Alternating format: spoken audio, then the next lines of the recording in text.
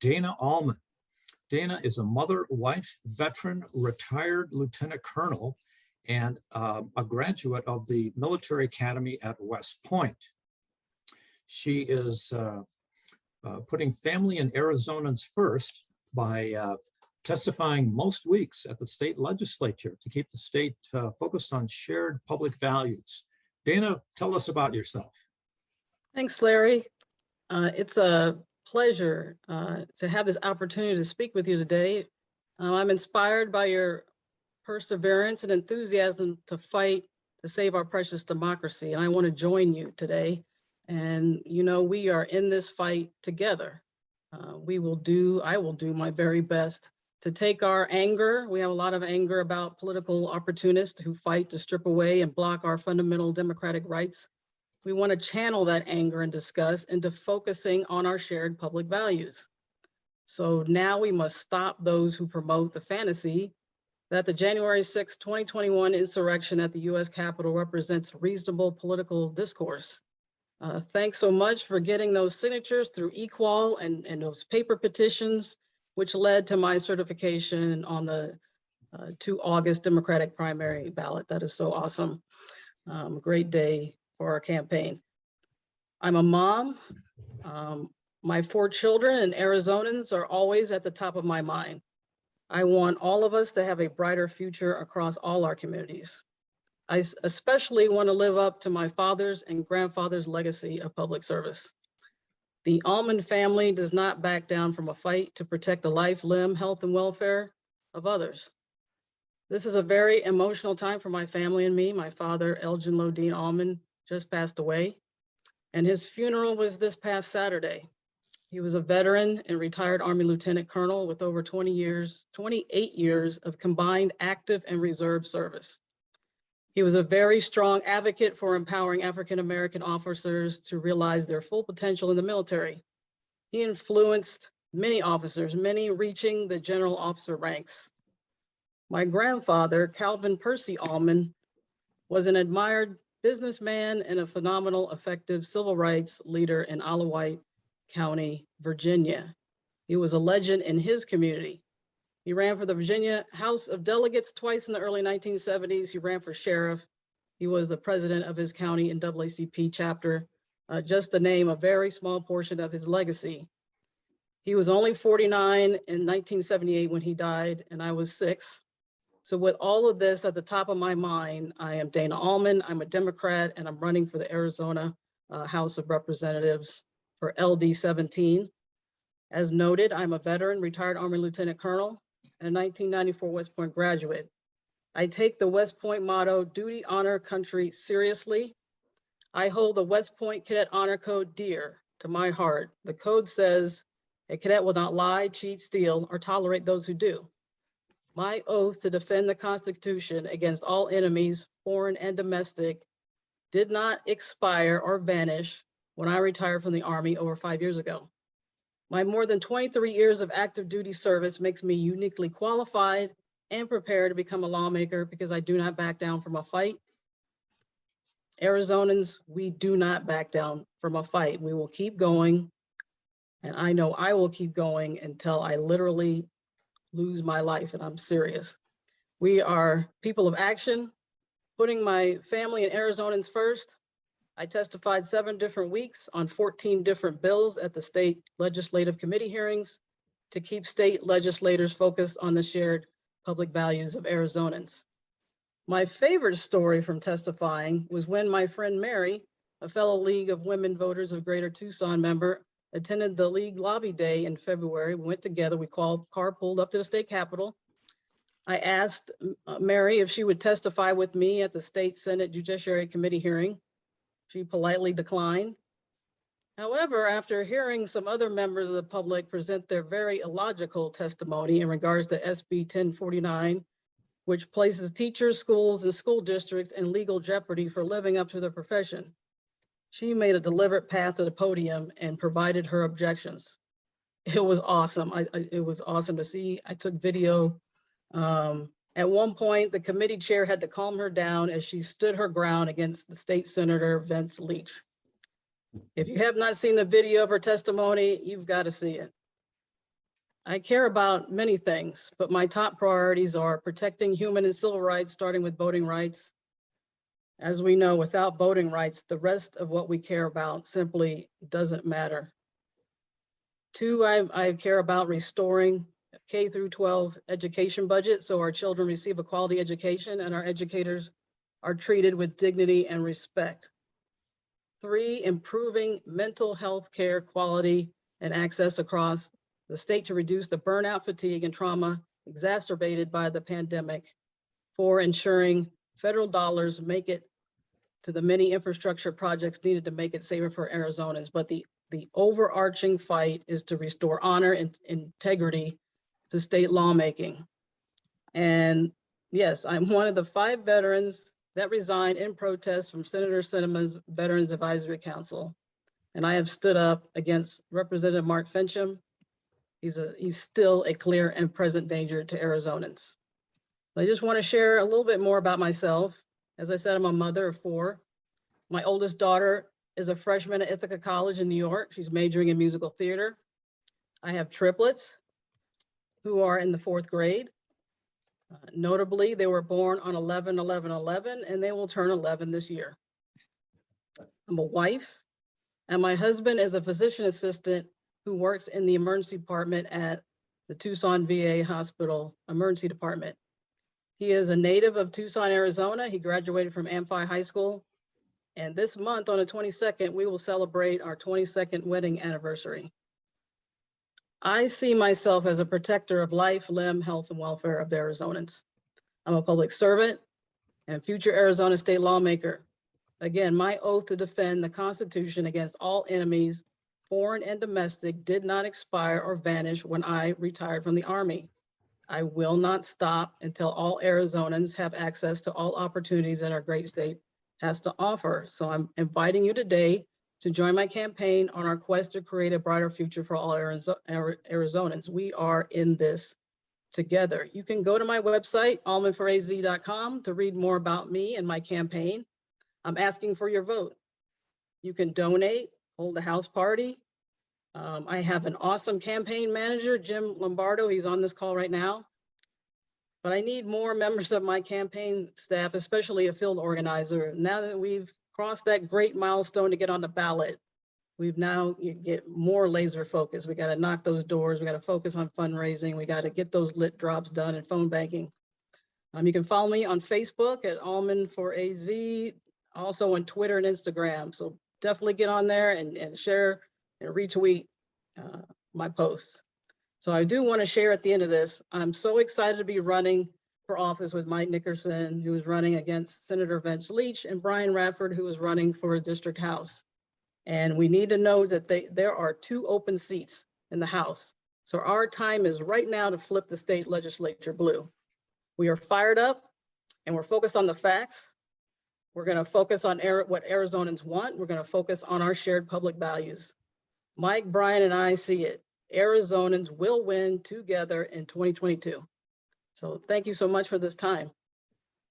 All right, Dana, thank you so much for that outline of everything you do. And I'm just so delighted to hear that you still keep your oath, and I feel much better knowing that you're protecting us and the country. With that, let me turn to Mike Nickerson. So Mike is running for state senate, as Dana mentioned, against Vince Leach, and he is a pastor with a doctorate in historical geography. So he's one smart guy. He is running to protect voter rights, fully fund education, protect the water supply, and promote green energy. And there's an excellent interview of him in today's blog for Arizona. I will put that in the link. And with that, Mike, the floor is yours.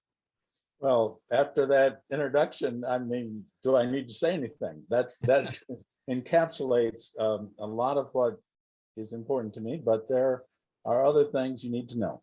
First of all, I didn't decide to run until March the 3rd. And I really appreciate all the support I've received from so many people that ended up, needing 469 petitions. I got that number in 17 days. ended up with 672, so I'm officially a candidate now. The reason I ran is I was, and I resigned it, but I was the chair of the Saddlebrook Democratic Party. And the Saddlebrook Democrats are concerned, very much so, about this election. And I kept saying, we got to do something. And then I finally said, well, I ought to do something. And so Vince Leach was not going to be opposed, and that just can't happen. As you've already heard, I mean, I've got to watch that video, Dana. But he's not the only problem in the Senate, but he's one of the big ones. The reason I ran was that I watched what our Senate does, and you know, it's there to create solutions for Arizonans. But you know, instead of creating solutions, they continue to create problems. And the audit is probably the best example, because we don't know how much money they've wasted. It originally was going to cost 200,000. I've heard estimates as high as 2 million now. We know it cost a lot of money, cost a lot of time. It gave all the Maricopa County voter information to a private company, Cyber Ninjas, and we have no idea what they're going to do with that information. But you know, the privacy of voting certainly got overturned at that point, and it has made us a laughingstock in the rest of the country. I mean, I've worked in Colorado, in Ohio, in Montana, and my friends there kept saying, well, what's happening in Arizona? What's this bit about the audit? Many of them will call it the fraudit, which it was. And they spent all that money and ended up, what? Deciding that Biden actually got a few more votes in Maricopa County than he had originally been counted. That sort of grandstanding seems to be their commonality. It's grandstanding on these issues that are not going to help Arizonans. And so the Senate needs to change. And if I beat Leach and everyone else stays the same, we'll be even. But if I beat Leach, I'll bet you Taylor will win in 16 and we'll have a majority. A Democratic majority will make a huge difference in our legislature and a huge difference in our state. A few more things about me. Already, Larry introduced that I do have a PhD. I also have a master's in urban planning, just for the heck of it there. And that's helped me in a lot of different ways. But it's more than just the education. I've worked continually all my adult life bringing people together. Now, as a pastor, you end up, especially in the United Methodist Church, it's not pastoring a group of like-minded people. Some churches are like that, but in every church I had, with the exception possibly of Aspen, all of the churches had people who would be considered far right to far left. And I was able to work with those people to accomplish a great deal. Because if you focus on what needs to be accomplished rather than what the differences are, you can make real progress. If people are honestly trying to find solutions. Now, quite frankly, the Trump Republicans are not trying to do that. They're in another alternative reality, and I don't expect any of them to vote for me. I expect them to continue to believe in QAnon and all of the other stuff that seems completely like science fiction, but troubling that so many people do. But I think that most independents, and I think surprisingly many Republicans who've been Republicans a long time and still believe in the Constitution, will end up voting for me. And there are other reasons to do that. Not only am I reasonable and can work across lines, but I think I can find ways to listen better so that I know what needs to happen in Arizona. Now, I already have some things that I know need to be changed. And the top of the list is voting. The legislature has tried and succeeded in making our voting very difficult. Several of the bills were targeted toward our Native American communities, very clearly. It was payback because they voted too Democratic. That is not what legislatures are about, or at least that's not what they should be about. I don't know which way to go here. You've already mentioned the four things that I'm most interested in. I guess one other background thing is that I did serve on the Arizona Governor's Commission on Values in Education. We did a report in 1990, and in that report, if we'd followed it, we would feel in a lot different place now, because the top value that we said ought to be taught was integrity. And boy, we're missing that in our present legislature. There just isn't any integrity. It's what kind of lies can we tell to get power? Back to what I'm most interested in. So the voting is a necessity. We have to get rid of the laws and go back to the permanent early voting list. It was supposed to be permanent, right? Now I've been in other states. I've lived in Washington and I've lived in Colorado, both of which everybody votes by mail, period. Oh, you can take, and I always did, you can take your ballot down and put it in the box in front of the courthouse. That was always fun. But mailing ballot is just the way to go. And I find it very interesting because, you know, in Arizona, it was the Republican Party that put mail-in ballots in place. In 1998, they thought, oh, well, that's going to help us. But now that they think it's not going to help them, they're willing to disenfranchise an awful lot of people.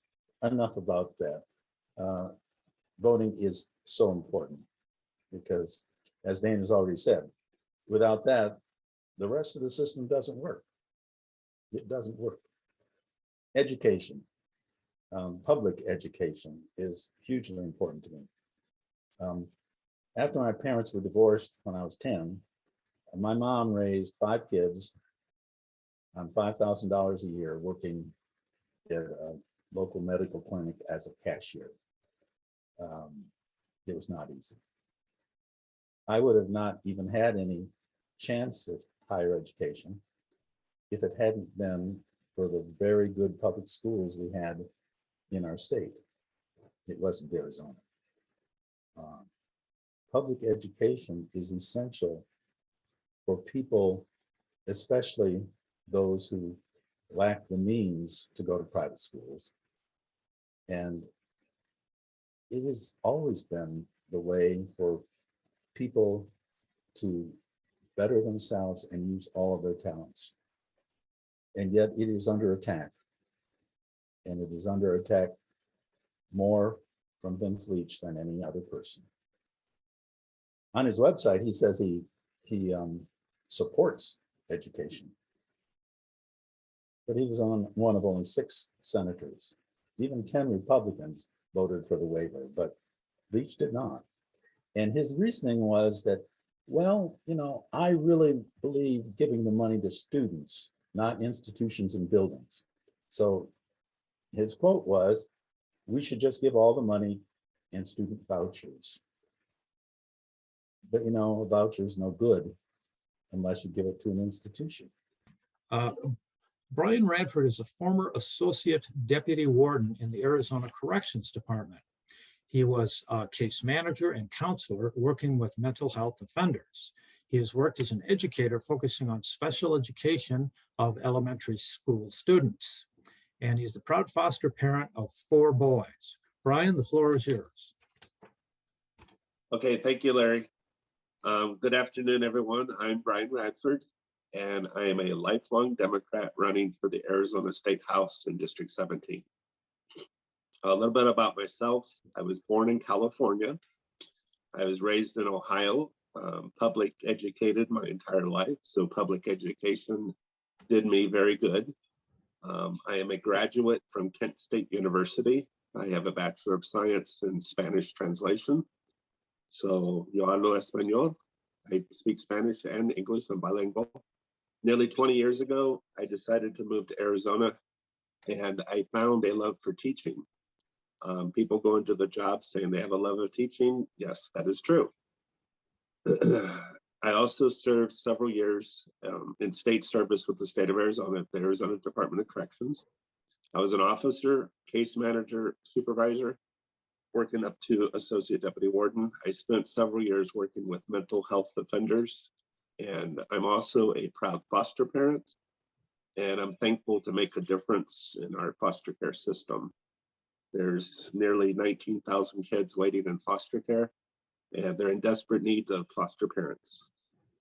Having worked in the public schools and working in special education and also working in the prisons, I was able to see firsthand the impacts of poorly run state and local government, the lack of resources, the neglect on pay or even pay and benefits or being able to attract people to the job. The current electeds don't really have a very high regard for either. And there's a great effort to privatize both. And the background that I have, I've had the opportunity to see both sides of that coin. We basically spend 2.5 times more to incarcerate than we do to educate. We spend nearly $25,000 a year to send somebody to prison versus only $10,000 a year per student. And that's a big difference when you look at the surrounding states who are able to spend more. Arizona is ranked 49th or 50th, depending on what chart you're looking at. So when you're talking that we're dead last for education, that's embarrassing. It's shameful for Arizona to be in that situation. I would like to see us be in the top 10 for education. Public schools and public education, it's a basic foundation of society. You need an educated workforce to be able to attract businesses and build our economy. So we need to properly fund our public schools, our teachers. We need to revitalize our economy, and we need better protection for our veterans, our seniors, and our vulnerable populations. We've all seen the headlines on the housing affordability, investors coming in, buying up entire neighborhoods, homes, apartments, people having their rent almost doubled overnight. That's crazy. We can't let that continue. We're going to have even a greater burden of homelessness and people without houses if people can't have. We need to look at the tenant lease agreement laws. There's things that we should be doing that unfortunately isn't happening yet. So I would like to get to the legislator to see what we can do together to fix these problems. On that, my decision to run for office is out of our need to improve our lives, but also that of our children and our grandchildren. It's their future. So the aim of my campaign is to bring honest, hardworking family and community values to the forefront. But I want to be forward thinking because it seems the ones that are in office now are trying to take us backwards. We need to move forward. We need progress. All of this bickering back and forth and the legislation coming through right now is just, it's taken us backwards, and we all know this. We need to move forward. So I think the best use of our resources, and while conserving resources for future generations, it's upon us to do this. So with that, my biggest thing is the voting rights. In a normal session, you would see normally 30 or 40 voting bills. This session, we've had 140. That's an insane amount of bills. And it's strictly because there was voter turnout. You know, they want to yell voter integrity. It was because of voter turnout. Our personal rights and freedoms are under attack. We see it with women's choice and with LGBT rights. My top three would be education, funding, teacher pay, building. We have aging infrastructure in the schools, technology, broadband. There's different services that we should be doing, investing in education. We can't stay ranked 49th. Healthcare, lowering the cost of prescriptions. The House at the federal level recently passed legislation to control the price of insulin. It's a basic life-saving measure for people. And I don't understand how 193 Republicans voted against that bill. People need help with basic healthcare needs, and we should be able to do that in the richest nation. I would like to expand Medicare and Medicaid programs, not cut them.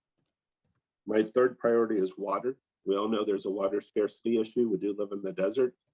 However, with the cutbacks on the CAP, the Colorado River reductions, it's basically going to hit agriculture. But we're looking at cutbacks for the first time. And we need to look at better reclamation use, conservation, better groundwater. There's groundwater management areas, but outside in the rural areas, there's really no regulation on how much groundwater is being pumped.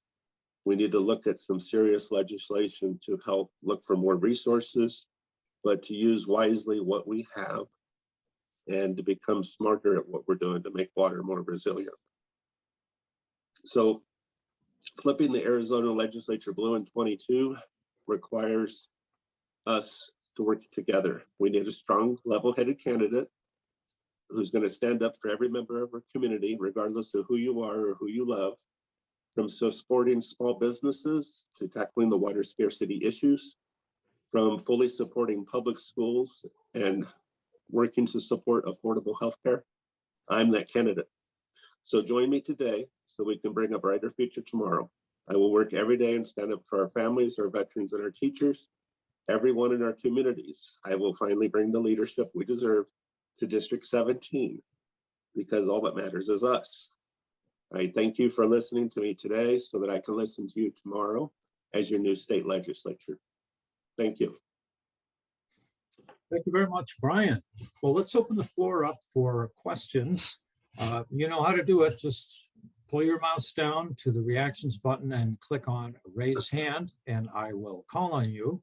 And I see we have several hands up already. And Joe Danishevsky has volunteered to monitor the chat and raise his hand.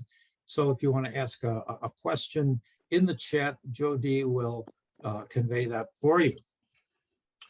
And right now, let's turn to Lillian Fox. Go right ahead, Lillian, and ask away. Okay, I love every one of you. All three of you are wonderful, but I think the challenge is how are you going to get the word out to the public about who you are and why you're better than the people you're running against? I think, to me, that's the biggest challenge our Democratic candidates have, is helping the public and the independents know who they are and what they stand for. I think a lot of the problems we have are voters just don't know. All right, let's start with Dana. How are you planning to get the word out about yourself? And then I'll call on Mike and Brian. Go right ahead. Definitely knocking as many doors as humanly possible. I like to talk to people face to face. That is a big deal for me in the military. That's the only way I can figure out what is needed. Talking to you face to face, you can describe to me what's going on, I can see it. And you give me your ideas and then we'll go get it. And there's many other ways. I know with the state legislature, their session is still going. If there's any opportunities I can go back there, I will. But my focus is face-to-face encounters because those things are very important to getting that word out. Word of mouth is very, very powerful. Okay, Mike Nickerson, how are you going to get the word out about your campaign? I'm a clean candidate, so it's not, you're not going to see any big television or radio or stuff like that because there won't be the money for it. But I think the most important thing that I'll be focusing on is volunteers. Certainly knocking on doors, as Dana said, I can't do all of that, but I need to get as many people as possible doing that throughout the district, and this district is amazing. It's really two districts. You can't drive from one side to the other and stay in the district. You have to go into another district.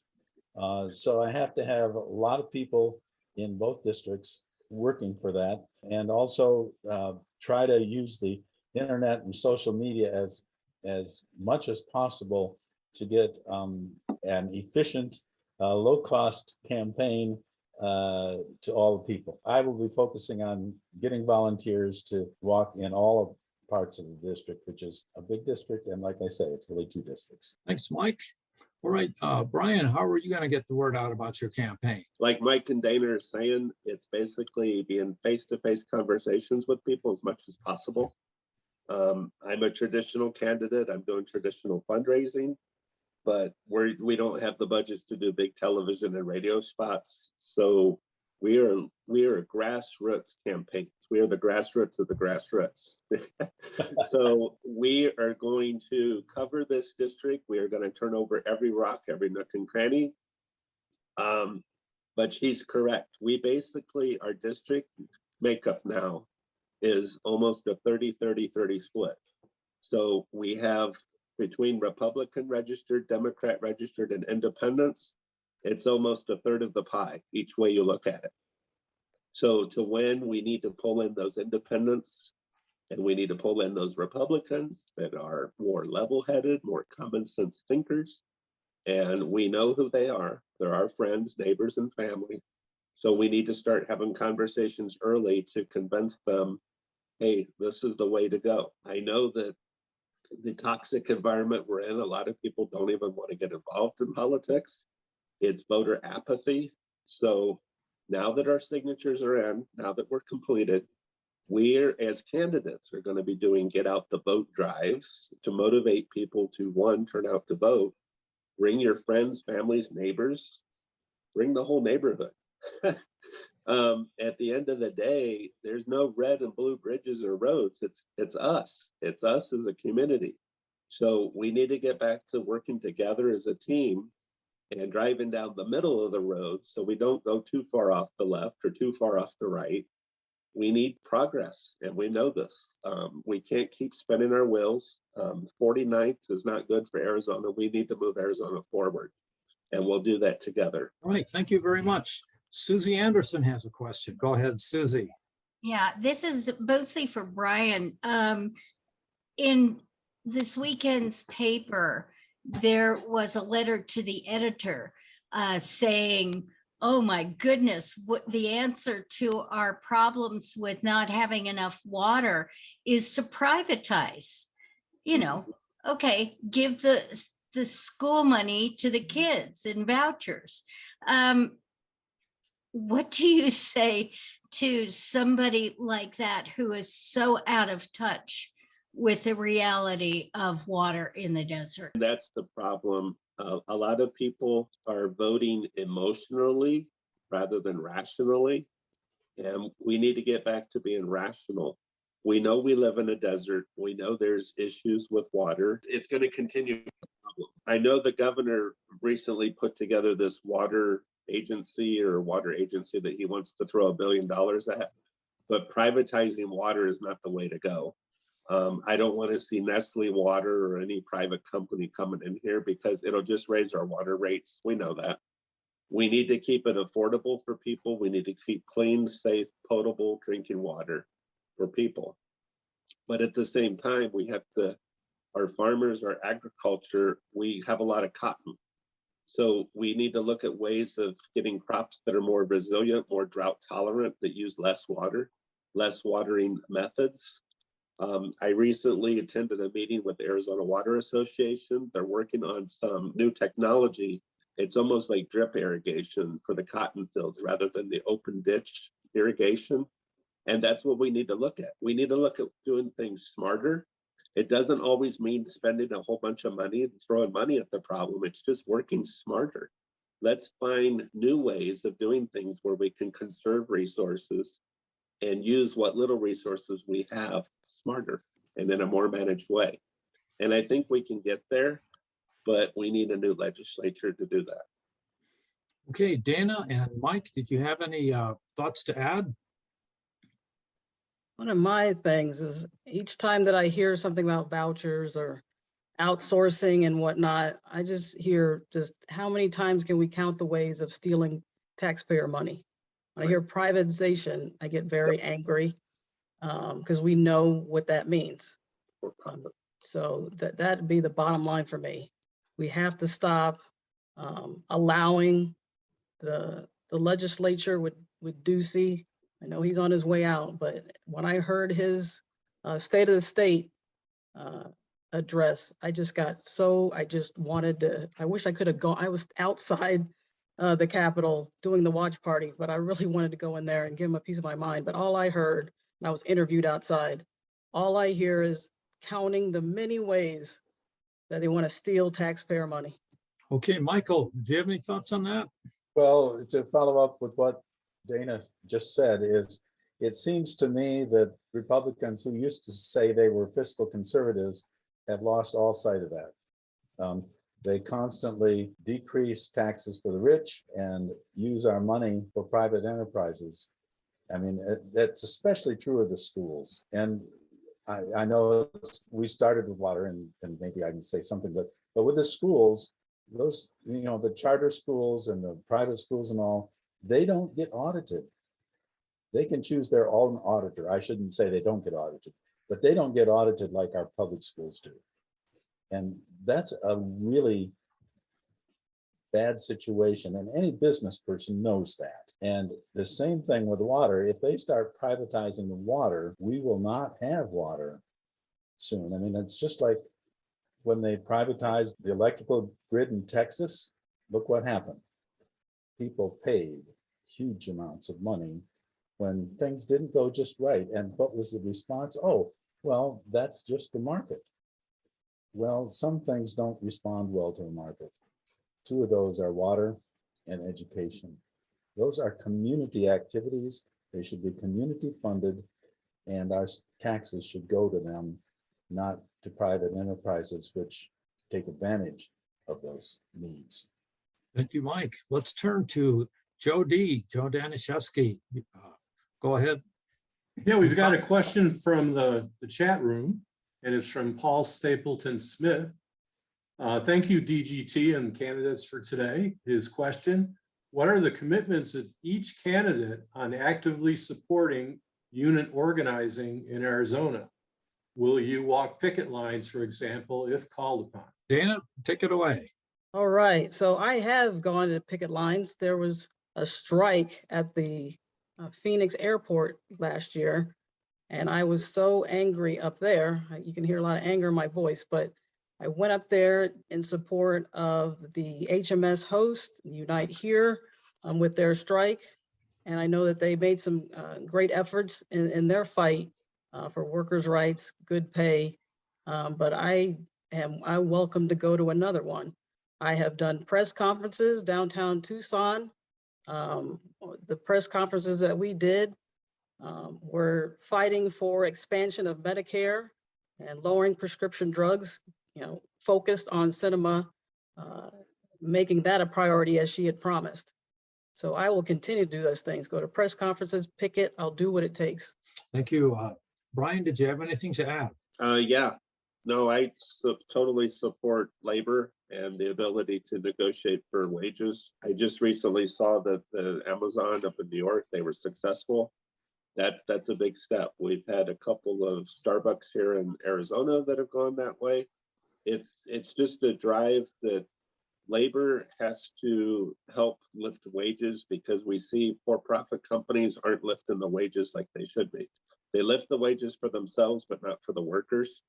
And to have workers called essential during the pandemic, but yet they're not being rewarded or being paid appropriately, that's just uncalled for. So anything that I can do to help that effort, I certainly would be on board and would help. Yes. All right, we have a question from Michael Bryan. Michael, go right ahead. Thank you, Larry. So I have a question for all three of you. I know that Mike is running clean. I haven't heard specifically whether Dana and Brian are. I'd like to know that. And secondly, is there any particular advantages that you can foresee in running as a team as a single ticket, any synergies that you see that you're taking advantage of in your campaign in order to overcome that registration advantage that Republicans have in LD17, and get those crossover votes and make sure that, people don't split the ticket on your race. Brian, why don't we start out with you first? Go right ahead.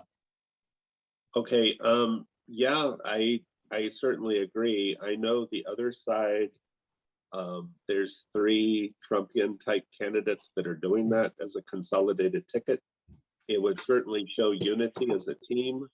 I'm all for that. Me, Mike, and Dana, we all share the same values, the same things that we want to see for our future and for Arizona are certainly there. So a unified message would send the point home that we are unified as a party and that we are working together, and we'll continue to work together as a team. It's very effective, and I would support doing that with Mike and Dana. Yeah, I would agree too. I think that is the strongest way that we can get out there. And it does make a difference. I was going to say something about union, if I could, just a moment. I grew up in Michigan. In Michigan, unions made a huge difference. They did. And I continue to be very pro-union. Our workers, and I've always been very supportive of unions. Right. Dana, did you want to add something more? Right, running as a traditional candidate and teamwork is right up my alley. I love teamwork, definitely the synergy, the esprit de corps. When you're in it together, because we all know as Arizonans, we're in this together. But the 3 of us together are unstoppable, because again, we're going to turn Arizona blue. All right, Michael, anything to add to that? Michael Bryan? Yeah, I mean, I just, these kind of LD state legislative races are generally kind of low information for a great deal of voters, unfortunately. So yeah, my one big suggestion is pastor, veteran, educator on all your signs. That kind of covers the waterfront, doesn't it? All right, we've got a question from Andrea Kennedy. Andrea, go right ahead. Good morning. Thank you for coming. My question is, who is managing your campaigns and what experience do they have? And what are your opponents, your Republican opponents? What are they doing for money? And are they going to do TV ads? And what about getting some ads on MSNBC, which the people you want to appeal to might be watching? Thank you. Well, we won't be on MSNBC. The ads that'll take the whole campaign for all 3 of us. But I still am working on putting together a campaign committee, having only been doing this for actually 1 month and a day as of today. But I've got several people who are already helping, and I do not have a campaign manager, so to speak. I have a treasurer and several other persons on the committee, and we'll still work on that. So for me, I have a campaign manager, Jim Lombardo. He's on the call. He's awesome. He hit the ground running.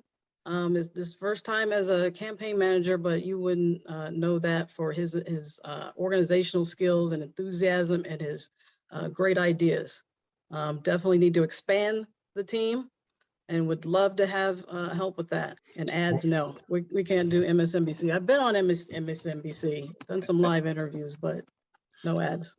All right, we're drawing close to the end of our meeting. So I wanted to put in a question of my own, which is, when you're each elected to the legislature in a Democratic majority, what is going to be the first bill that you introduce? And as you give us that answer, please wrap up with how people can find you and how people can support you. Dana, take it away. Let's start with you. Yeah, so the very first item on the agenda is voting rights and restoring the permanent voter registry.